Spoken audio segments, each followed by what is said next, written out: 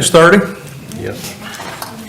Let's go ahead and start the meeting. I'd like to welcome everyone here tonight for the regular council meeting for the month of November for Town of Archer Lodge, this November 3rd, 2025, in these Jeffrey D. Barnes Council Chambers. At this time, I'd like to ask Councilman Jackson if he would please give our invocation. Sure will. Father, we thank you for this day. We thank you for the many blessings that you have given us. We do ask that you look over us as we go about the town's business and just help us with our deliberations. We ask that you look over our country. There's some folks that are having troubles right now, and it seems like I'm saying that pretty consistently with these prayers. I don't know that that's ever going to end, but just look over them. We have Veterans Day coming up, and Thanksgiving, and Christmas is around the corner. We just ask that you look over folks that are going to be traveling over these next few months and spending time with family, and just to keep them safe and help them and us to remember whose we are. And just give us all peace and grace. In your name I pray. Amen. Amen. Please join me in the Pledge of Allegiance.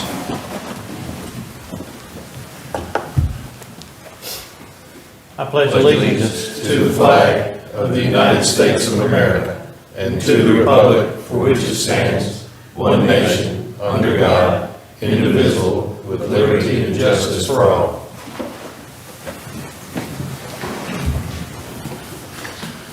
Item number 2, approval of the agenda.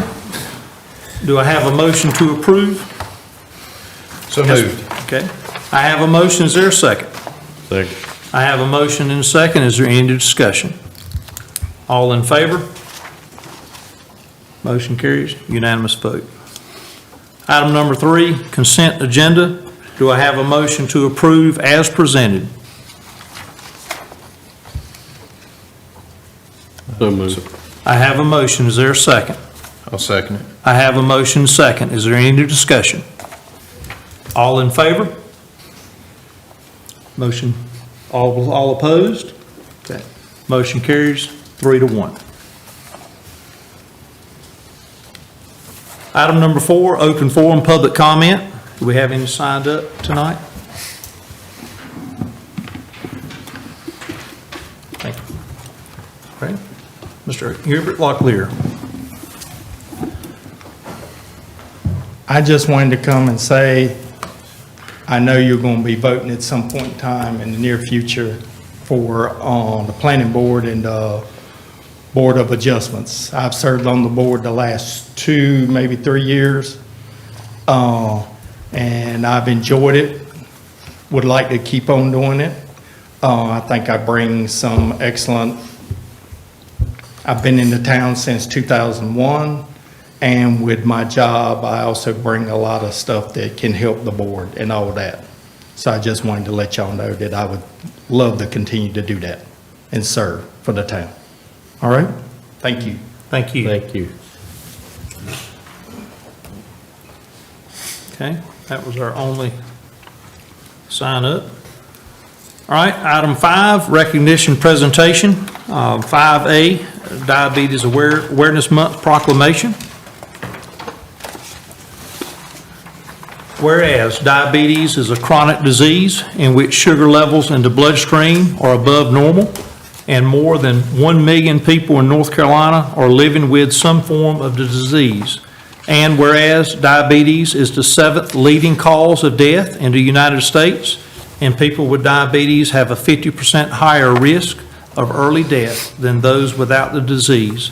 And whereas an additional 86 million people in the United States are at risk for developing type 2 diabetes, and more young Americans are also living with type 2 diabetes than ever before, putting them at risk of developing serious health problems later in life. And whereas an increase in community awareness is necessary to put a stop to the diabetes epidemic. And whereas all residents of the town of Archer Lodge need to be aware of diabetes and should be tested for diabetes if they have any of the major risk factors for the disease. And whereas Diabetes Awareness Month is an opportunity to provide education about the disease and raise awareness that a simple blood sugar test has the potential to save lives and positively impact the lives of those across the country. Now therefore let it be proclaimed by the Honorable Mayor and Town Council of the Town of Archer Lodge, North Carolina, that the month of November 2025 be recognized as Diabetes Awareness Month.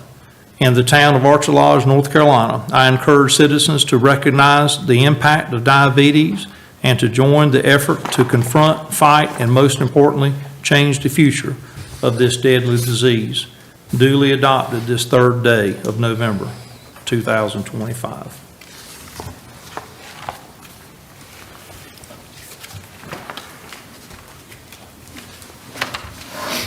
We also have a presentation from the Johnston County Health Department on diabetes awareness. Please.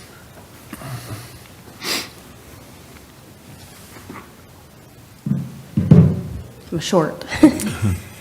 Good evening. My name is Mary Banks. I'm a health and wellness coordinator for the Johnston County Public Health Department.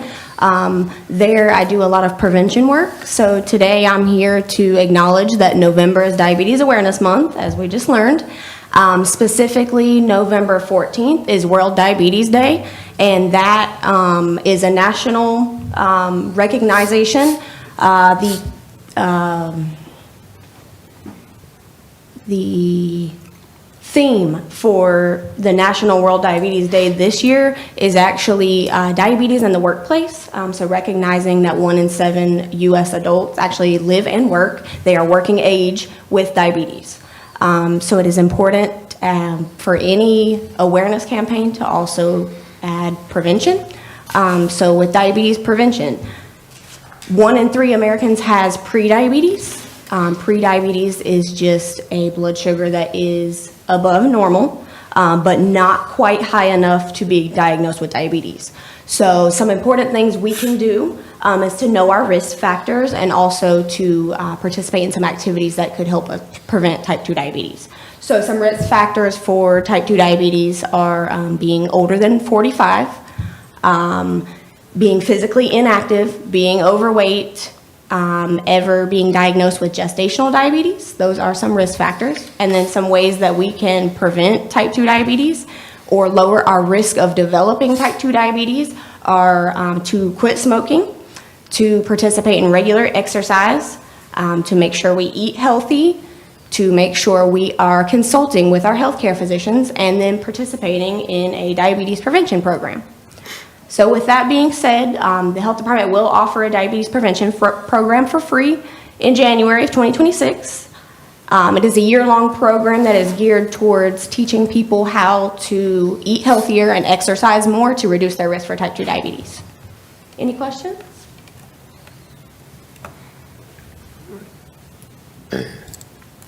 Mary, I would just like to say thank you Absolutely. for coming up here. Honestly, I've asked several of my doctors, endocrinologists, about some material, and Mr. Wilson told me about y'all.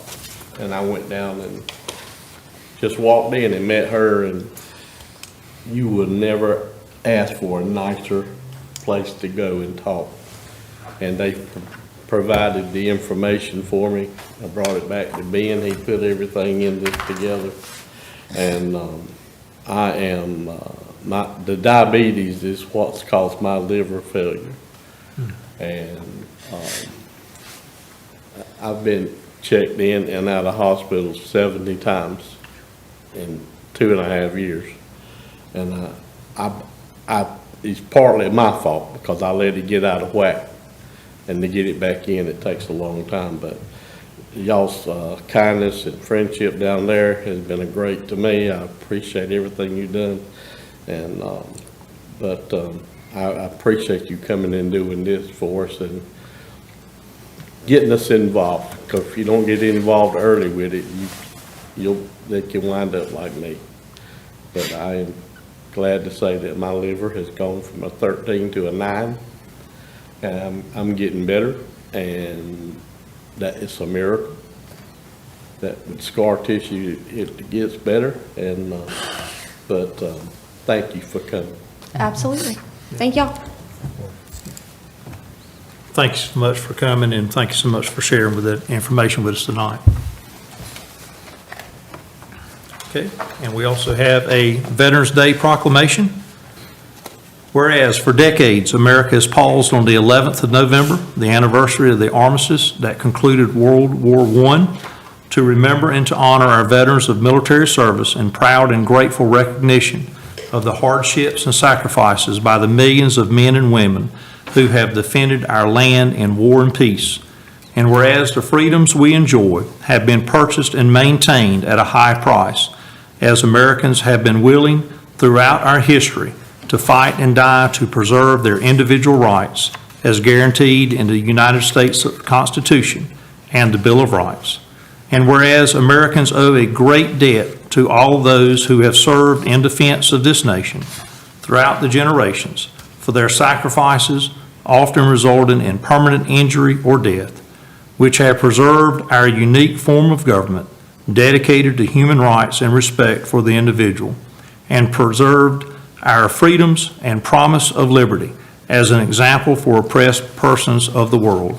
And whereas in honor of these dedicated men and women, we pledge our continued defense of our nation so that their sacrifice will stand before the entire world as a tribute to the spirit and determination of a people dedicated to the principle of freedom and democracy.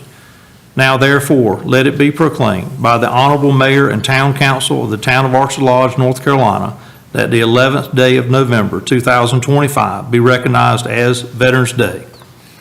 In the Town of Archer Lodge, North Carolina, I encourage all residents to join in commemorating this special day, to participate in the ceremonies and observances honoring our veterans, and to express our deepest gratitude for their service and sacrifice. Duly adopted this 3rd day of November 2025. And we indeed thank you, all of those that have served.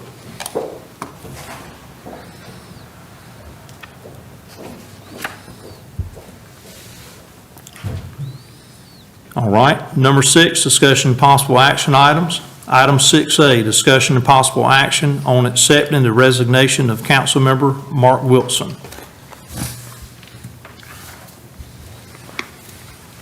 As you will recall, Councilman Wilson presented his resignation on our October regular monthly meeting.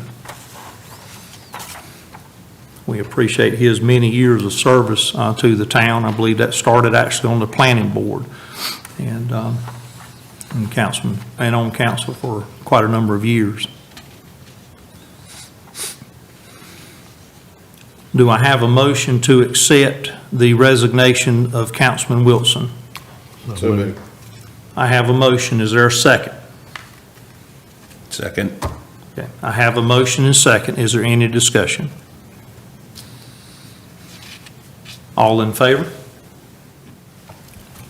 Okay. Motion carries, unanimous vote. Item 6B, discussion and possible action on making appointments to the planning board. I believe that we have 4 applicants and 2 openings. I believe in our custom, we have some ballots that have been prepared. Mr. Marcus will pass those out.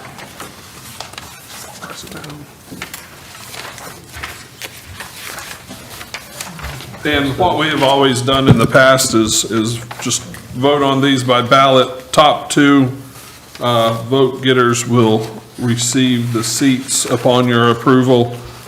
For this, since there are 2 vacancies, please vote for 2 and pass them back to me.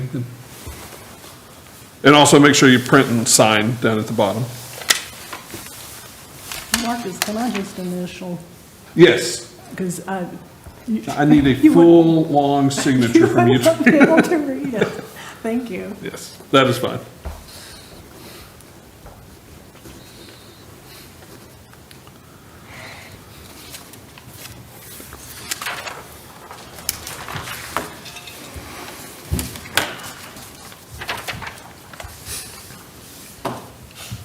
as I said before, we have 4 applications for 2 openings. We certainly do appreciate the interest in this position.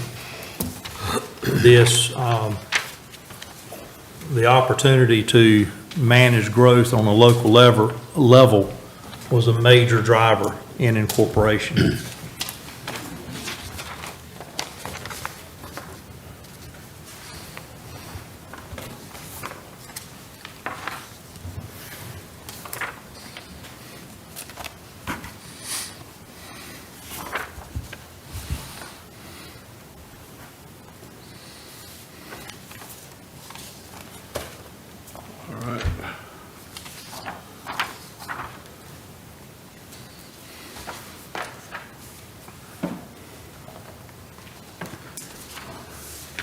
We have a tie for second on this with 2 votes apiece.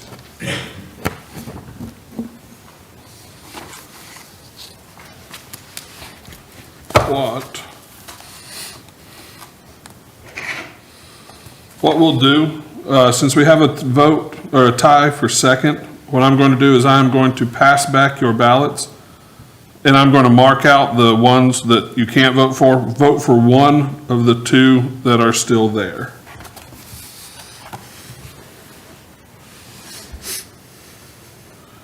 And I will mark out your vote if you voted for the person before, so please vote again. And I am initialing where I am marking out your vote.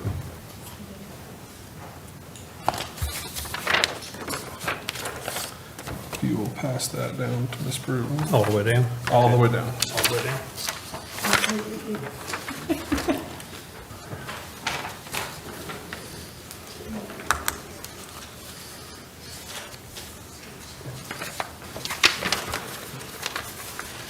Go past Mr. Jackson.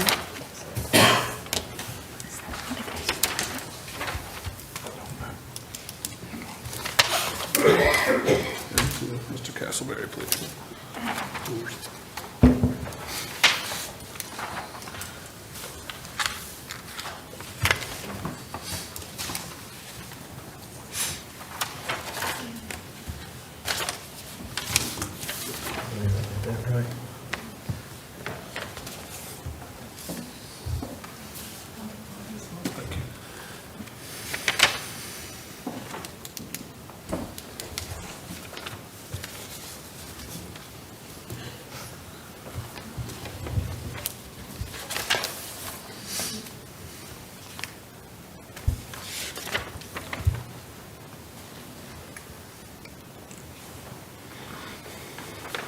All right. We have broken the tie, Mr. Mayor. Okay. At this time, the 2 top vote getters are Mr. Eric Mooneyham and Mr. Jonathan Cox. Okay. Well, congratulations to both of these individuals. And we will need a motion and a vote to adopt and approve and appoint those 2 members to the planning board and board of adjustment. Okay. All right.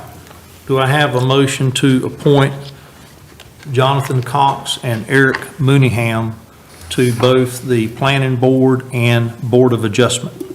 So moved. I have a motion. Is there a second? Second. I have a motion and a second. Is there any discussion? All in favor? Motion carries by unanimous vote. Again, we appreciate all that applied with only 2 openings and 4 applicants. Not everybody could get on, but we do appreciate the interest in these positions.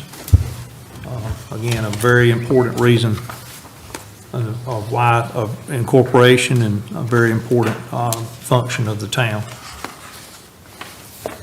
Item 6C, discussion and possible action on a resolution, AL 2025-11-03A, adopting the 2026 Town Council meeting schedule. Call on Mr. Ben. I believe this is consistent with what we have had in the past, Mr. Ben? Yes, sir. This was completed in consultation with Mike and Kim And as you all know, we typically meet on the first Monday of the month for our regular meetings. Anywhere where that is not the case, that's either due to a holiday, and in which case we moved it to the following Monday or to the following Tuesday. It just depended on the structure of the month with holidays. And then you'll see the work sessions have been substituted with budget retreats in February and March. And then depending on the town administrator schedule and what you all decide, we can add another budget retreat in January. But that's up to you all if you want to do that. Okay. Are there any questions from council? I don't have a real question, but just a statement about adding the retreat in January. If we do have one in time, we really need to do that. Can you repeat the last part, Councilman Jackson? If we have the administrator hired in time, we Yes. really need to do Yes. that. Yes. With that person's input, probably. Okay. Thank you. Okay, do I have a motion to approve the resolution as presented? So moved. I have a motion, is there a second? Second. I have a motion and a second, is there any discussion? All in favor? Motion carries, unanimous vote. Item 6D, discussion and possible action on resolution AL 2025-11-03B, adopting the 2026 holiday schedule. Again, Mr. Ben, I believe this is consistent with what the state has and which is also consistent with what the county does as well, correct? Yes, sir, that's correct. Okay. Any council have any questions on the holiday schedule for 2026? Okay. Hearing no questions, do I have a motion to adopt the resolution as presented? So moved. I have a motion, is there a second? Second. I have a motion, second, is there any discussion? All in favor? Motion carries, unanimous vote. Item 6E, discussion and possible action on a resolution AL 2025-11-03C, approving the speed limit changes on Archer's Way per North Carolina DOT request. I'll turn that over to Mr. Jason. I think Or is he operating? He is on his way, he should be in a minute, but I think we talked about it at the last meeting. That's a request that someone living there had requested and talked to DOT. That road had been repaved recently, and they wanted the signs replaced, and that's when they requested that it be 35 miles an hour, and so DOT sent it to us, we did the resolution, and that's all they need to go in and post those signs in that neighborhood cut through on Archer's Way. What's the speed limit now, do you know? It was 45, What, so just dropping it 10? but the signs were gone. And right now, that road's getting used probably more than it ever has because of the detour. Absolutely.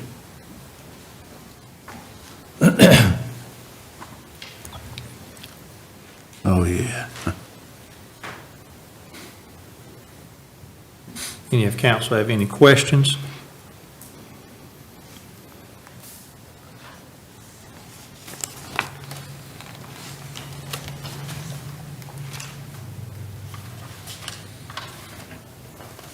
Okay. Hearing no questions, do I have a motion to approve the resolution as presented? So moved. I have a motion, is there a second? Second. I have a motion and a second, is there any discussion? All in favor? Motion carries, unanimous vote. All right, item number 6F, discussion on speed limits within town limits and review of current speed limits. Yes.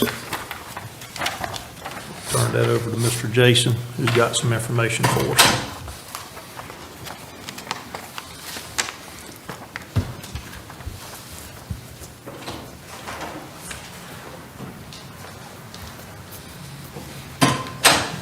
Good evening, Mayor and Council. On the small map that I provided with you all, this shows the current speed limits in the town limits as given by DOT. In the legend, just reading from top to bottom, 25 will be the light blue on your map, 35 will be the green, 45 will be the brown, and 55 will be the red. Just so you have a frame of reference.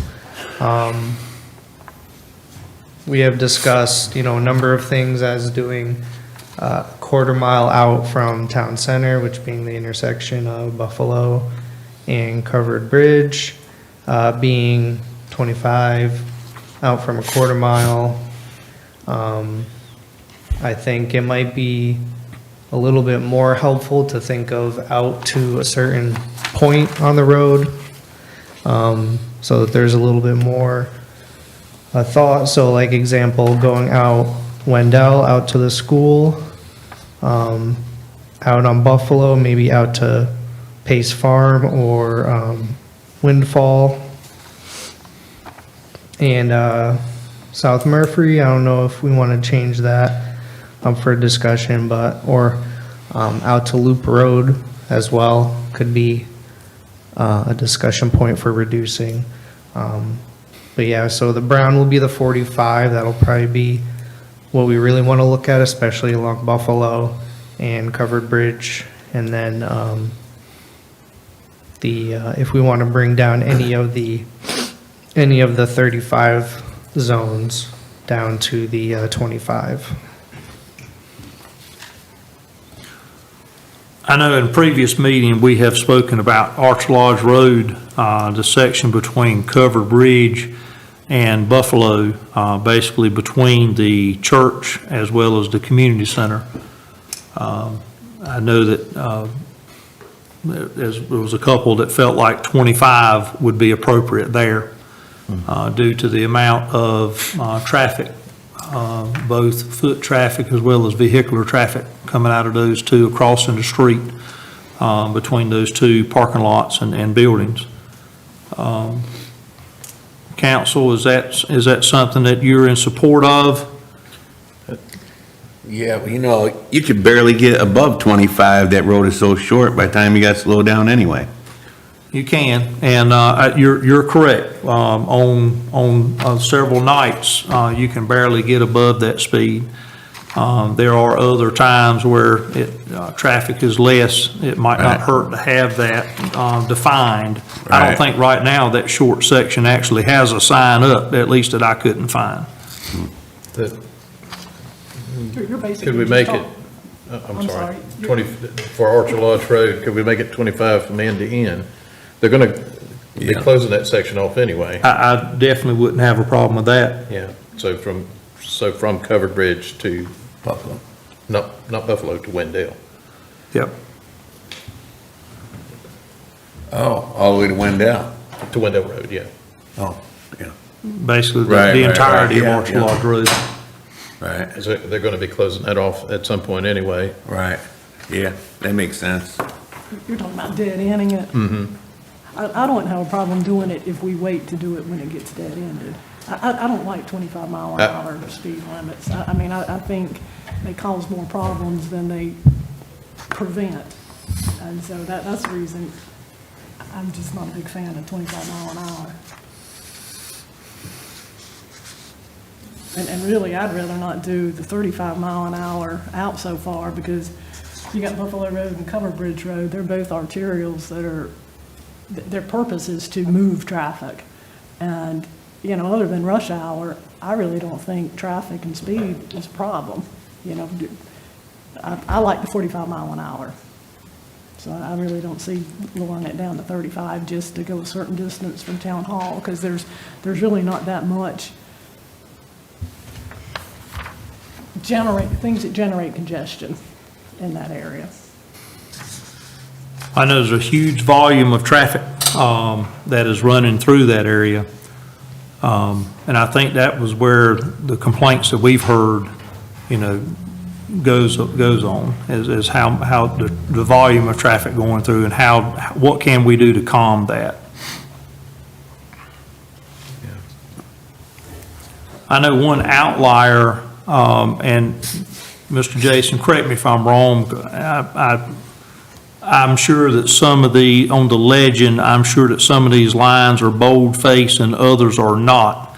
I am having trouble distinguishing that. Yeah. On South Murphy, it looks like a bold red. Am I interpreting the legend properly that a bold red is 55? Yeah, yes, sir. Because that, and kind of to follow up on that, to me, looking at the legend, the 25 and 35 look to be the same color. I know you said 25 is actually the blue color and not green. Yes. So it's the legend, Yeah, the legend might be a little bit off. okay. I had to screen capture it, so it might not be an exact image.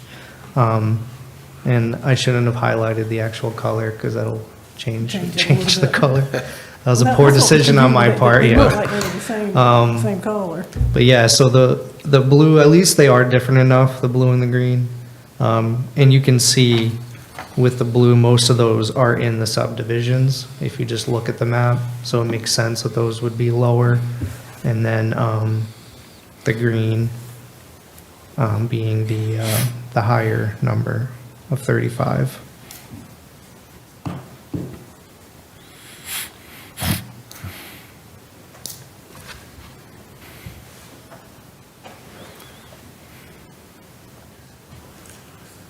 I think, looking at consistency, the majority of within town limits, it only appears to be that one stretch that is 55, which is Murphy Road, or South Murphy, rather. My recommendation, at least that, would be to consider, 45, no more than 45 for consistency there. That road sees an awful lot of volume as well, particularly coming from Flowers. As you know, going through Flowers is 35, so when they transition from 35 to 55, it's a pretty quick transition, speed-wise.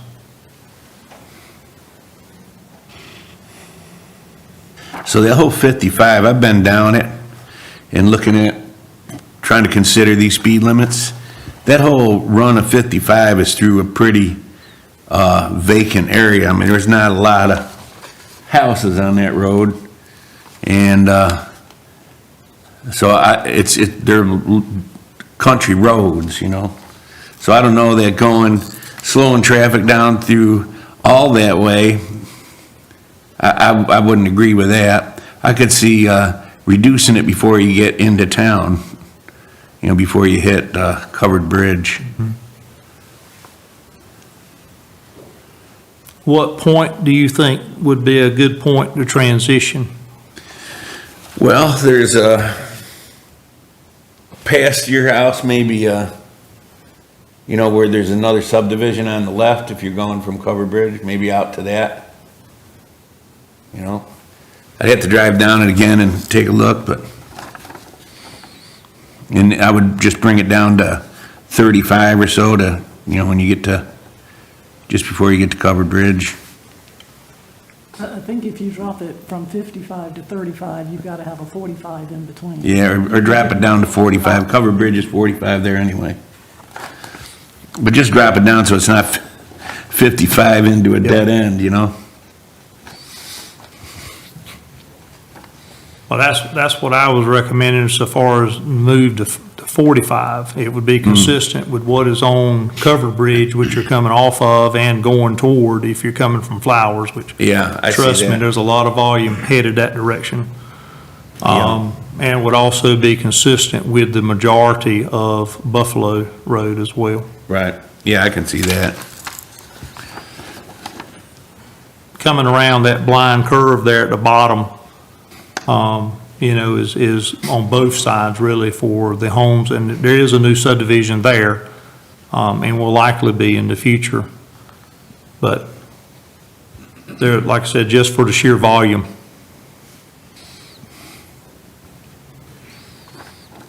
Yeah, if they don't see around that you're coming to a T intersection and they're coming in hot, there's probably could be dangerous right there. Well, that's where they're gonna put a traffic signal. Yeah, I heard they're gonna do that. Once they realign the intersection, that is correct. Right. Another stretch I was hoping that we could discuss would be from Covered Bridge out to the park. On the map, it's shown as green, which would be 35, which is not accurate to my knowledge. Maybe that's considering what they're doing with the widening, and it's gonna be 35 at some point, but I don't know if we need to get the signs fixed or double check with DOT that that is supposed to be 35. But if people are gonna be crossing from one side of the park to the other, that road is not the road I would want to be doing that on. People fly down that stretch of road. And there's two corners that kind of bookend that stretch of road. So there are corners where you're not seeing that person coming. Or would be lucky if you hear them coming, but something to consider. So Clyde, what is the speed limit on that road? Is it 45 the whole way, or is it 55 the whole way on your road? 35, 45, and 55.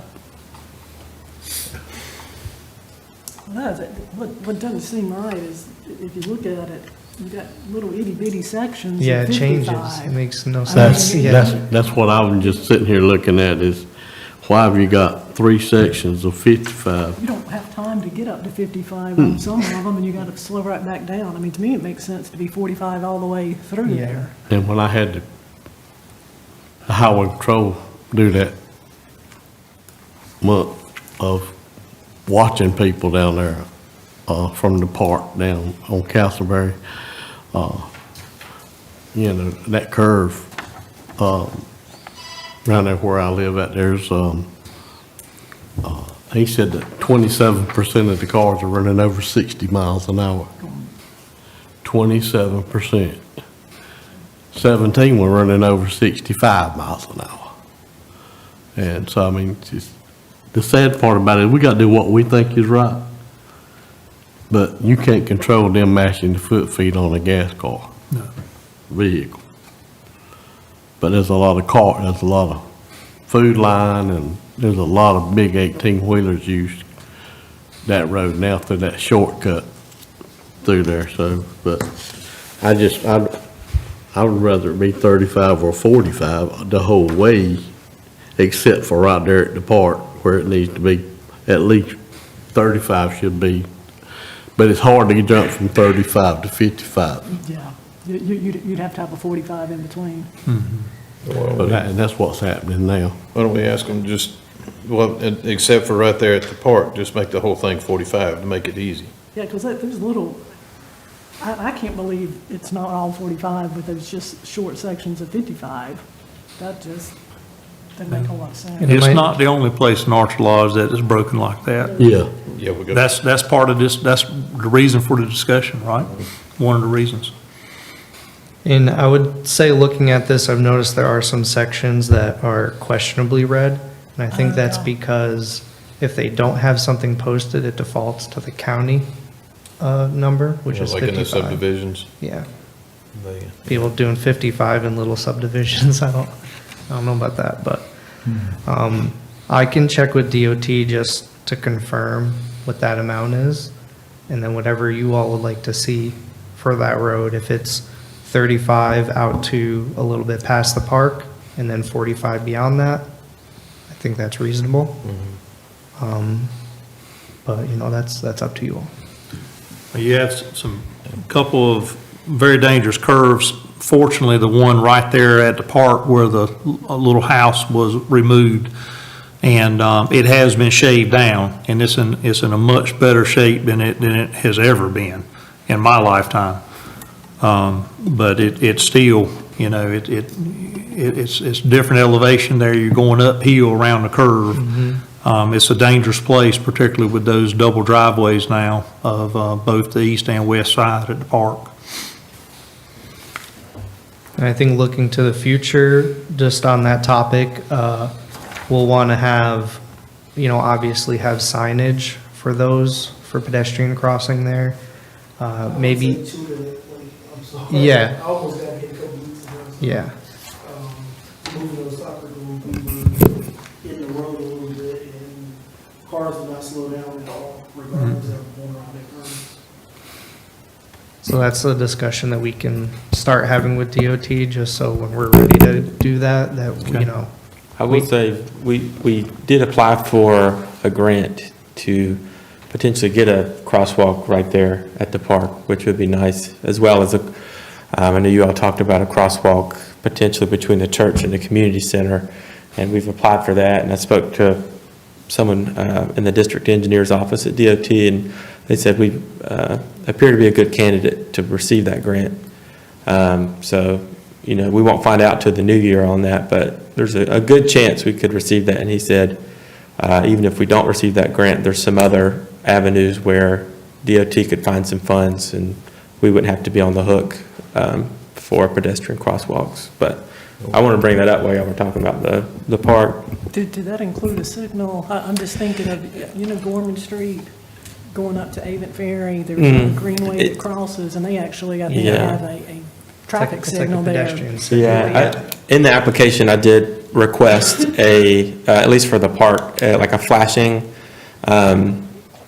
you don't see them quite as often, but where you can push the button and a little further down the street, there'll be a sign that'll flash, letting cars know that there's someone wanting to cross up ahead. And so that was included in the application. I didn't include that for this up here just because the visibility is high, but there's stop signs right there. But for up here, it would include ADA ramps between the church and the community center, and a potential extension of the sidewalk on the side of the community center. So, but there's nothing definitive yet. Okay. Any other comments on considerations for Castleberry Road? Why don't we move on to Loop Road? I know I've had several complaints about Loop Road myself. Mr. Jason, tell me what is showing, what green is that? That would be 35, I believe. That must be in a future plan or something. I don't recall seeing that. Yeah. I agree. I don't think that's in place now. Yeah, that's why I'm thinking some of this might have the widening stuff and any future plans they have for incorporating all of that. Yeah. Because a couple things that we've already mentioned don't match what we know is true out there right now. I actually think Yeah, it's this is- 55 right now. Yeah. Is in that area. I think it's 55. Yeah. And don't get me wrong, I agree, Loop Road. Yeah. Just basically coming into where town limits are, right before the Boyette property. Right. And then going past the storage, mini storage business. Yep. Down the hill and up the hill, coming into Cover Bridge. I definitely think 35 is, or at the very most, 45 would be a very good idea past that, mini storage and then going down the hill and up. And at that point, you may want to stay consistent. What does council think about that? I know Clayton, if Clayton is 45 up to, and it looks like they show us another one of those, well, it's actually two very short segments of red at 55. But That's not right. I would think consistent at 45 or possibility a section at 35, along that business and Hill, because that, I could go with keeping it 45 all the way through, just to be consistent. 45, right? Yeah. but I definitely do not think it needs to be 55, which it is now. I'm pretty certain of that, despite what this shows. But it does sound like that must be a DOT proposal there. Yeah. And I'm noticing just now that these little points of red are where on one side of the street is Archer Lodging and the other side is county. I see. So they must be defaulting to the county in those cases, which is making it inconsistent, but it's probably just an algorithm in their software that does that. Could be. But I will check with Division 4 on if these are future plans, if they have future plans for all these roads, if we could see that. Because I haven't heard of them changing the speed limits. Okay. And a couple of these haven't matched what we know to be true out there, so.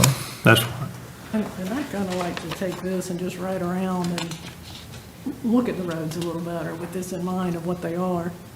Well, first, I wish I'd have kept the thing that Matt did. I think Matt's windshield survey was a little, it shows it, and if you'll recall, the distances that I showed, and I have, that was a 2-page document. Somehow I only managed to bring the first page with me tonight, because I was looking back on it as well, for reference. But the distances, you know, if you already have that, if you need another copy, let me know. Thank you, Clyde has his. If you need another copy, let me know. But the distance comes from basically the center of town, and I referenced that at the old C.E. Barnes store at that intersection. And so that will give you a reference of what direction I was traveling when I wrote down, on the Sunday afternoon, what I could see. And as I had mentioned a moment ago, there were a few places where I could not tell speed limit. I just put a question mark there because there was no sign. There was no sign that I saw on Wall Road, nor was there a sign on Archer Lodge Road, two of the places that I recall right off. But going back to South Murphy, Clyde, thank you for showing me that second page. You know, you're looking at 1.1 miles coming from Covered Bridge, approximately 1.1 miles, coming from Covered Bridge going to the town limit there close to Flowers.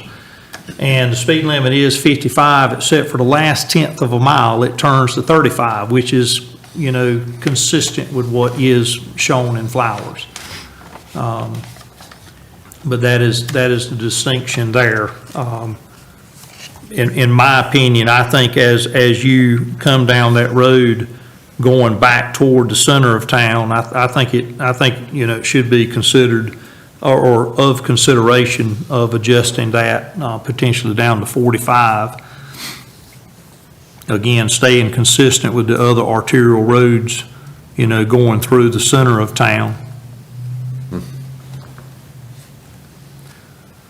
How about one, I don't know that, and I apologize, Mr. Jason, if you did mention this one, you may have had early on, but the green that is shown on Wendell Road, past the curve, going back toward the middle school. Mm-hmm. What shade of green is that one?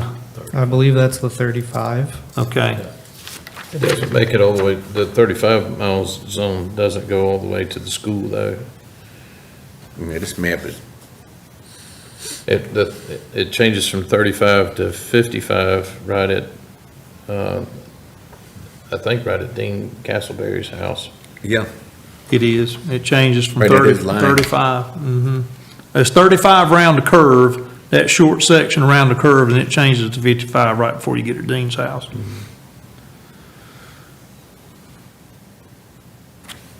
So perhaps, as you mentioned earlier, that could be on DOT's radar, you know, for future. And probably has a lot to do with the location of the school, I would imagine. And if it doesn't, could we request it being 45 from the school to where it's currently 35? Because that's where, I mean, I know it's a sign and folks are either going to obey it or they're not going to obey it, but that's where some of the complaints are. At least the majority of the complaints that I've heard about the speeding are from along that section. there. And if we drop it by 10 miles per hour, maybe they'll still speed, but it'll be maybe 10 miles per hour less. Yep.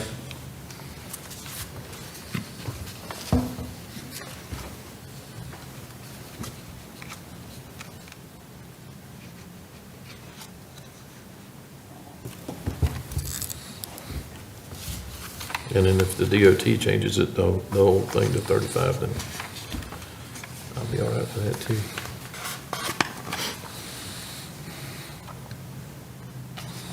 Okay, is there a major arterial road that we have not discussed Yes. already?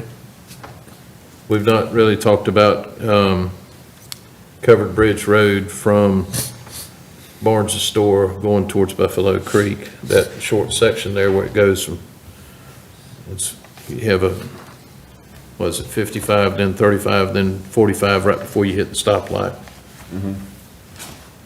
That, I think that 35 mile per hour zone should extend from that curve all the way up to the stoplight. But you don't really, you don't have a Nothing lot. there. Yeah, you got enough time to accelerate and decelerate anyway. Or the other way around, you're trying to get up to 45 and then you gotta hit the brakes to get back down to I 35. drive it many, many times a day, 'cause I live there. Yeah, You're talking about that little short section from Buffalo Road. yeah, starting from Buffalo Road, that, Basically to Ray South Boyette's house. yeah, Uh, down to where the cell tower is. Right. That section's, So you're 45, 35, 55. yeah, 45, 35, 55, yep. yeah. And then it's 55 for quite a ways. I think all the way to Applewhite Yeah, the one and beyond, and beyond, yeah. yeah. Well, so far as what's in town limits is approximately 1.6 miles.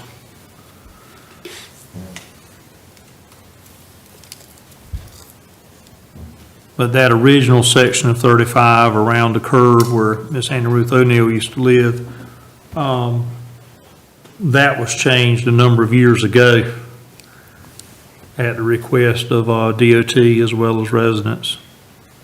Well, that's kind of a safety thing. You don't want to be going much past that anyway. No, people get running into the tree. Right. But you do have a number of driveways, coming into that road there.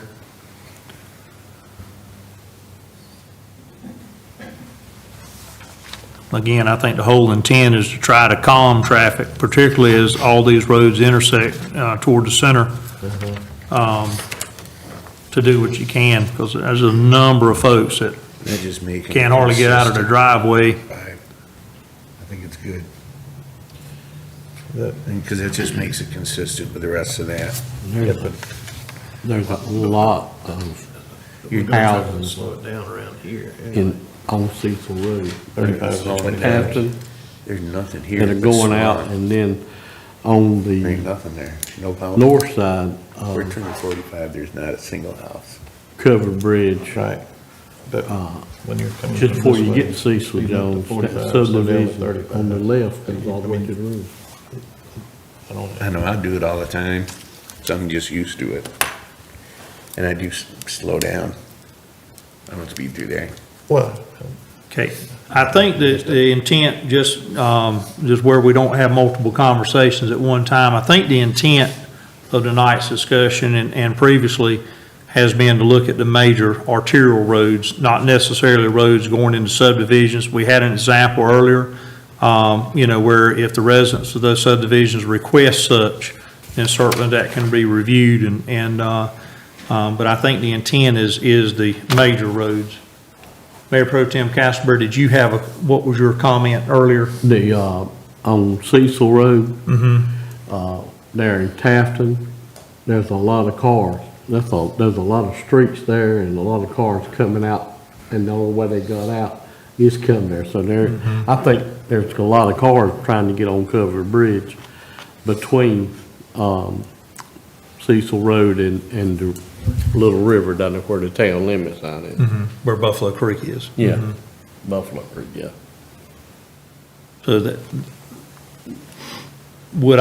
am I correct in saying that is why you would support a lower speed limit or, at where Cecil Road comes into, Yes. Cover Bridge, is that correct? I think it ought to be 45, but, and just, when it goes to 45 after the sharp curve, it stays 45 all the way to Buffalo Creek. Because again, interesting, on this map, it is showing a green color. And I'm assuming, Mr. Jason, in your copy, is that 35 Yes, sir. above? Yes, sir. It is?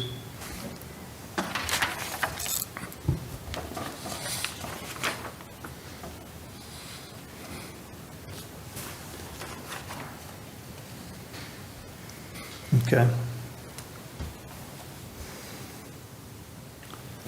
All right, have we talked about 1003 Buffalo going back toward the container site here?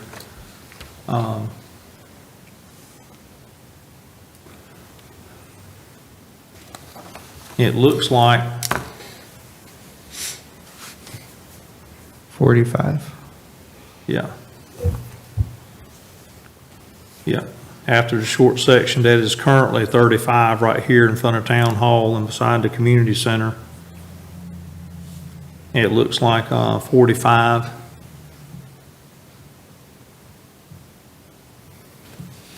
And I think that is what I had written, what I saw. It does go to 55 though. Yeah, just outside town limits, it switches. It's like right at the line. Okay. And we have had some complaints along that section. I know, there's two pretty sharp curves. One, a blind curve. There, just coming from Town Hall, going toward the container site. I can vouch, that is a bad curve. It is a rough curve. Driveway's right I mean, in the middle of it. it is a rough curve. Do we think that there might be any reason to possibly extend 35 to that point, or possibly to the entrance of the container site to incorporate both of those curves?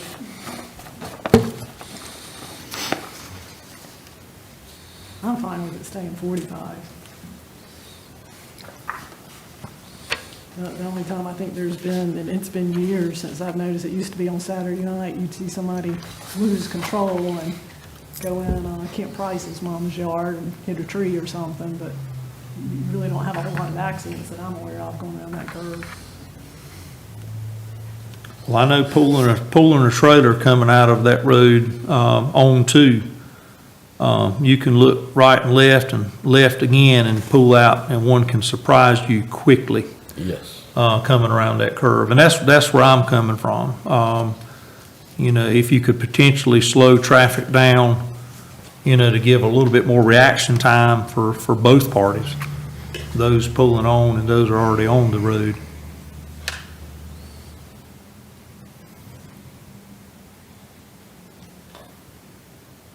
I know I have been to the dumpster a couple times in the last month, and cars be lined up on the highway trying to get into the dumpster. And if they're going that way on Buffalo, and you go around that curve and they're stopped in the road, you got to put on brakes hard. If you're running 45, 50 miles an hour. But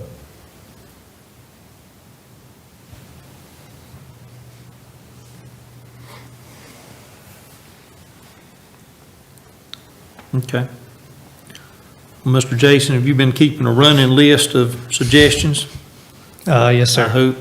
Okay. I know Ben has too. Well, so we have a number of roads that we had question marks on. so far as current versus actual, and I say current versus actual, what is shown on this as current speed limits versus what they actually are marked as now. If we could just verify those and potentially create a new map, taking into account suggestions made tonight as a draft to move along this discussion. This is not anything that needs to be rushed, but it is an important topic. Like I said before, it is one of the top topics that I have had complaints or suggestions or concerns presented to me for a while now. And so I do think it's something worthy of review. And so once we have that clarification and we have another draft based on, tonight's, suggestions, and we can bring it at a upcoming meeting again for review. Yeah. And to see where council wants to take that subject. Yeah, I know we have a work session in 2 weeks, so I'd like to have at least, like you said, a draft for y'all to review and hopefully some answers on these question marks, so that way we can bring, hopefully a decision to the next council meeting in December. Great. Sir, there's a lot going on that work session night Okay, with the administrator search. all right. So I don't know if there'll be time that night to do Yeah. those speed limits. That's You're fair. right. So I can send you out the information as I get it, so Okay. y'all can review it, and if you're comfortable, we can put it on the agenda in December, Okay, or just discuss it then. all right. That's a good suggestion. Yep. Okay. Any council have any questions? All right, let's move along. Item number 7, Town Returns Report. Mr. Marcus? One of the things I think Jason is going to be talking about during his report, so I'll hold off on that. But the only other thing I have is just a reminder, tomorrow is Election Day, so please go out and vote. All right, number 8, Town Administrators Report. Mr. Mike? Sir, the only thing I have is that we're waiting on 2 bid packages to be completed by the architect and engineers. One for the maintenance building at the park and the other for the future pickleball courts. So as soon as we get those, we can keep that process going and put it out for bid and go from there. That's all I have. I know I've said it before, but I had never even heard of pickleball until we started this process, and I have been amazed. Outside of traffic, that's probably the next question I have the most. We And, started talking about that. The 2 most common questions I heard was, are we going to have a pickleball court? Which was question number 1. And question number 2 is, what is pickleball? It's a thing, isn't it? It is a thing. It really must be. The whole time tennis ball. All right, item number 9, Assistant Town Administrator, Finance Officer Report. Ms. Kim? Yes, sir. The only thing I have is just that the audit is still undergoing. It's not complete yet. Okay.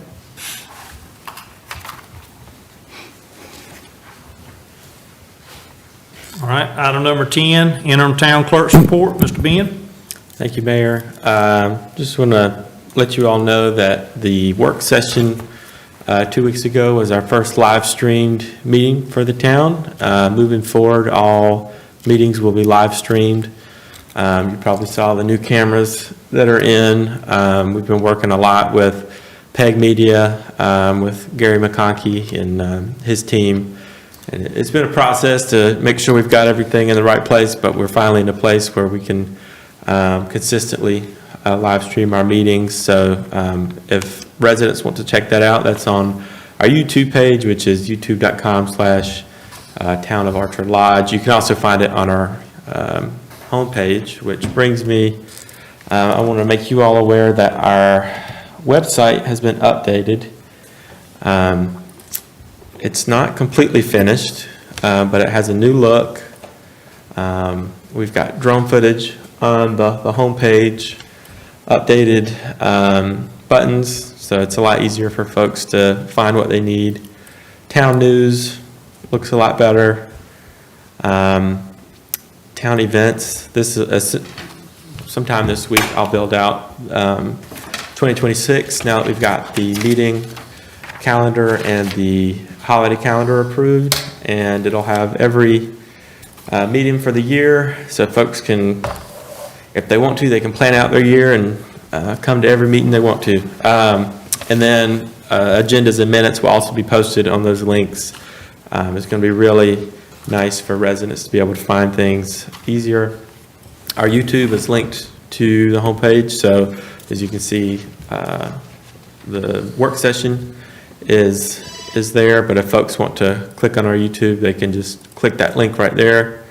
We've got socials. The department pages will be published either tomorrow or Wednesday, and that'll have updated departments for administration, budget and finance, human resources, clerk, planning and zoning, parks and rec, and then resources for folks to find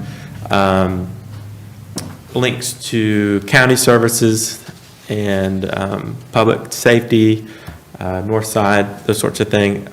Once it looks really nice, or once it's finished, it's going to look really nice. And what I'll do is I'll send you all an email with the link, just so you all can kind of look at it at your own convenience once they've finished. Like I said, that should be around Wednesday. And then lastly, I'll reiterate the point that I made earlier, is that the town has applied for, I believe they're called Public Safety Improvement Grants. It's a new thing the Department of Transportation is doing in the state, where municipalities are asked to apply for area needs where they feel that public pedestrian safety could be improved. Following the conversation with you at the last meeting, there were some comments made about the potential crosswalk at the church and the community center, since there's a lot of back and forth over there, especially on Sundays and Wednesday nights. So we've applied to get a crosswalk there, as well as to put ADA ramps right there. So we're fully compliant. They also recommended that we apply for a sidewalk extension on the side of the community center. And then we've also applied for a pedestrian walkway where the park is. So hopefully once everything gets finished, there'll be a safe place for folks to cross from one side to the other.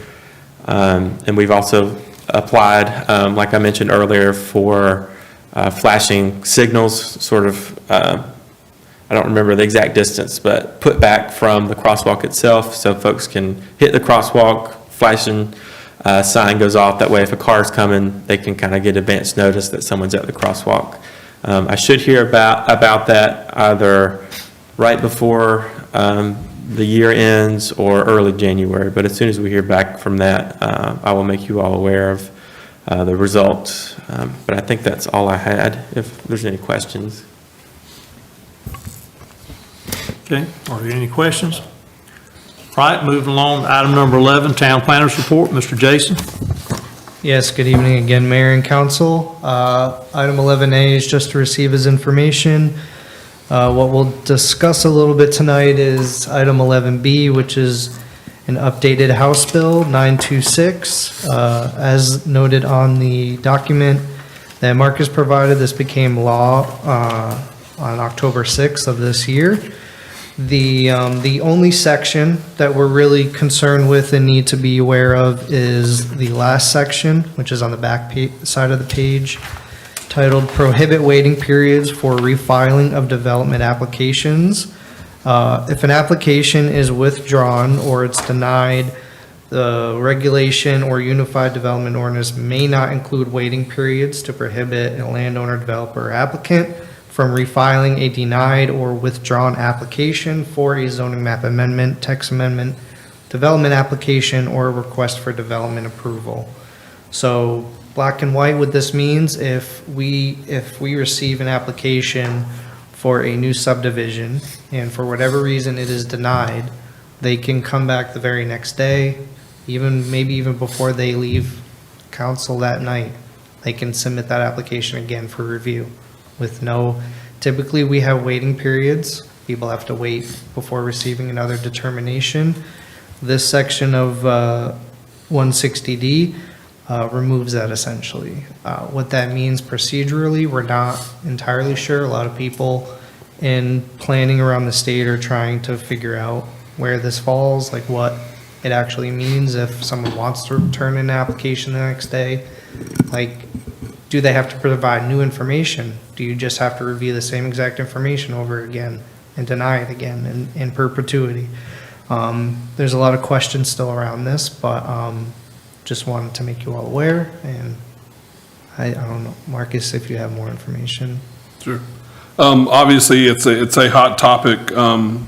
I believe ours is a year waiting period for reapplication, and that's kind of the norm across the county is if you make an application for SUP variance, those are the kind of the two big ones because they require quasi judicial hearings. It's a lot more than just coming before you guys and asking for permission. It's we have to send notices, we have to publish in the newspaper, we have to have a lot more stuff that goes into it.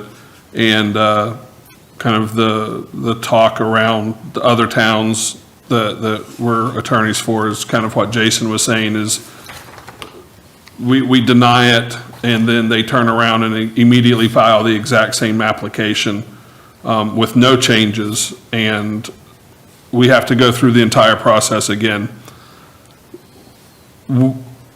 Nobody's really sure what this is going to look like. The talk with some of the other towns is changing the fee schedule. So as we're coming into the budget planning process, that may be something you guys want to take a look at. And it's kind of making this a more cost prohibitive thing, since we can't put time limits on it. They haven't said that we can't put additional fees on it. So it would be if you make an application for the first time, it's this. If it's denied and you're making a second application, and Smithfield actually has this, you can pay double the application fee and it's immediately heard again. So that can be, that's one of the options that other towns are looking at is, okay, if you are immediately filing for the exact same application, it's going to cost you twice as much. Or if you're doing it a third time, now you're almost like our animal control violation of, hey, this is your third time doing the exact same thing, it's 3 times as much application fee. And so it's, you don't have to wait a year, but we're making it less, I'll say easy to file an application just because you're having to pay more and more money. Because what we don't want is the, as Jason said, the in perpetuity of, hey, I'm just going to file this over and over and over and over and over again, hoping to wear you down so you guys go, we're just tired of you, we're going to approve it just to get you out of the council chambers. So it's kind of, we can't make you wait, but we're going to make you pay kind of thing. So as you go through budget and we have a little bit better understanding of what this statute is looking like by next year, maybe, that may be something that we need to look at of changing the fee schedule for development applications on that. And it's possible it's something that will never affect us, really. It's possible, but it's just something to keep an eye on and being made aware of, like Marcus said.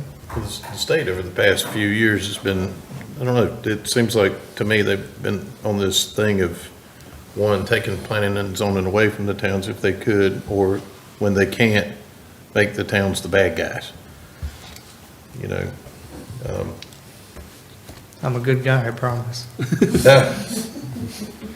And yes, on that point, there has been a slew of bills, and not all of them obviously have made it through, but Yeah. a lot of them have gained some traction, just never made it to final votes. But as you said, there was the bill eliminating all ETJs Yeah. across.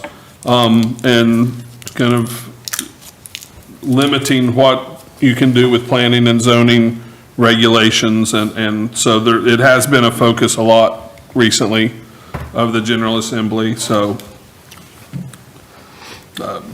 So this one, it looks like it's one where they're not taking anything away from us, but they're basically trying to make us be the bad guys by saying, to use terms of youth today, to allow folks to spam us. You know, just keep sending us stuff over and over and over and over again. And Just to then make maybe- us be the bad guys over and over and over Maybe again. one of those hearings, you slip up and they have grounds to do an appeal and it goes through or something, so that's another possibility. So you get a larger body of work to reflect, and maybe the council slips up and shows bias or something in their decision from hearing it, a week prior or something like that, so. Yeah, it just makes it difficult on our side administratively, but hopefully it's not something that really impacts us too much. Any more questions? Builders and developers definitely have a strong lobbying arm. Item 12, Park and Recreation Director's Report, Mr. Chris. I don't have much. We're finishing up a number of projects at the park. The light install, light install is not complete yet, but is on its way. Holmes Electric has worked very fast. The poles are already up if you guys will swing by and take a look at that. It looks great down there. It's grant season, so there's a number of grants that we're going for. We'll be going for the Johnson County Open Space Grant again. Last year, we received $3,500 from that grant. And that completed, we got non-disc golf baskets, as well as fence toppers for our baseball field, softball fields. This year, we'll be looking to apply for that again and adding the community center lights. Hopefully, we can get that grant and get that those lights finally fixed via that grant. I just completed a Cunningham Recreation grant. Pretty much it's a 100% non-matching grant, where you could pick out some playground equipment. I focused more on the western parcel for van equipment, so I was looking at more exercise equipment. I chose between 3 different setups for that grant. They had probably 30 you could choose from. I figured if we're not going for the most expensive, if we're going kind of for the middle to low level options, that'll give us a better chance of actually receiving those grants. Also, I'll be out of town next month for a state conference. I want a professional development grant for that, so that won't cost the town anything for me attending that conference, as well as I was recently chosen for the Parks and Recreation Summit.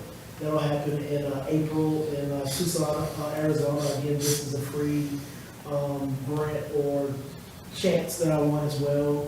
I was referred by the old now retired Parks and Rec Director Scott Bernard in Clayton. He recommended me for this opportunity. So I'm 50 out of, I want to say they had 600 applicants that were chosen to attend the summit, and pretty much we're getting together, brainstorming on things, and it gives us a chance to talk to vendors how to better provide information to Parks and Rec agencies. So I'm definitely looking forward to that opportunity as well. And to clarify, you said you'd be gone next month. You didn't literally mean all month. No. It'll be December 1st through the 3rd. Just clarifying that. Sorry. December 1st through the 3rd. It will not be all month. Just for clarification. Well, congratulations on both of those, and Parks and Recreation.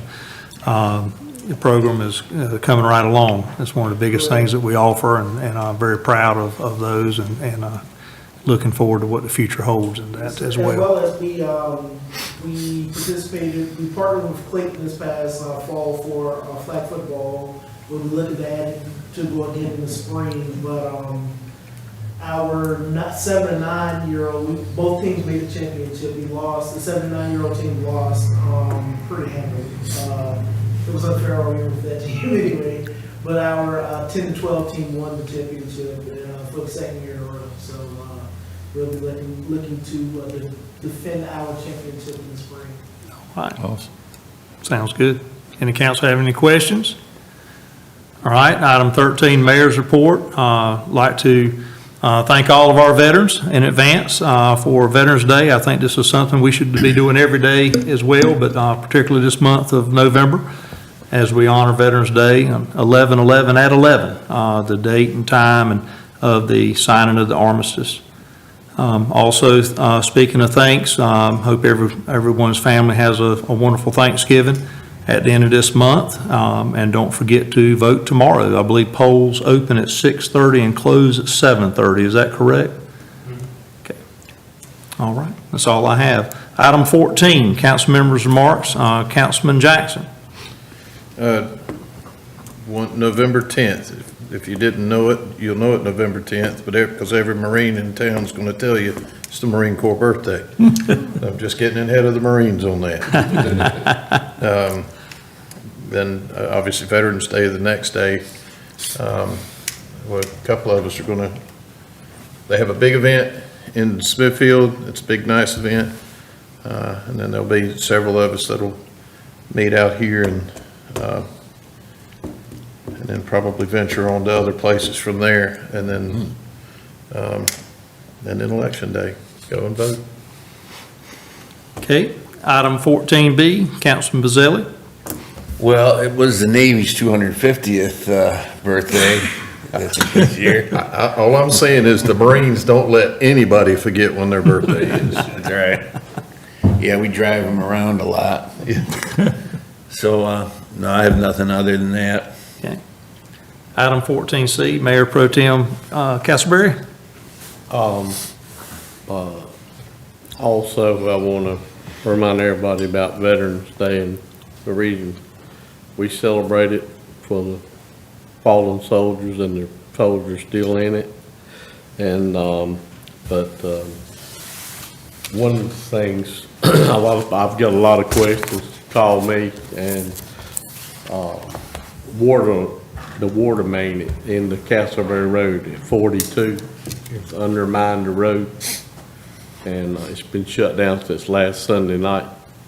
And I talked with Rick Hester today, and he said that hoping they would get it open next Friday or the first of the next week, but they've got to get the pipe out, repack it, dig all the dirt out, put it all back, and pave it and do all that stuff. So it should be about another week. And but I'll be at Joco Works Friday for economic development thing going on with the jobs and benefits here in the county, and so I'll be down there spending majority of the day Friday with Johnson Community College, Joco Works, and that's all I have. Okay. And Councilman Bruton. All I've got is, I want to congratulate Chris. Good job, and sounds exciting. I hope your trips are good. That's all I have. All right, item 15, closed session. I'll ask Mr. Marcus if he would carry us into closed session.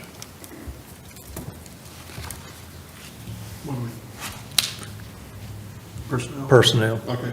Mr. Mayor, under North Carolina General Statutes 143-318.11, I believe it is B, you are authorized to enter into closed session. Okay. Council will take a very brief break as, Motion second. okay, I'm sorry. Do I have a motion to enter closed session? So moved. I have a motion. Is there a second? Second. I have a motion and a second. Any discussion? All in favor? Okay, motion carries, unanimous vote. We're now in closed session. Council, if anybody needs a quick break,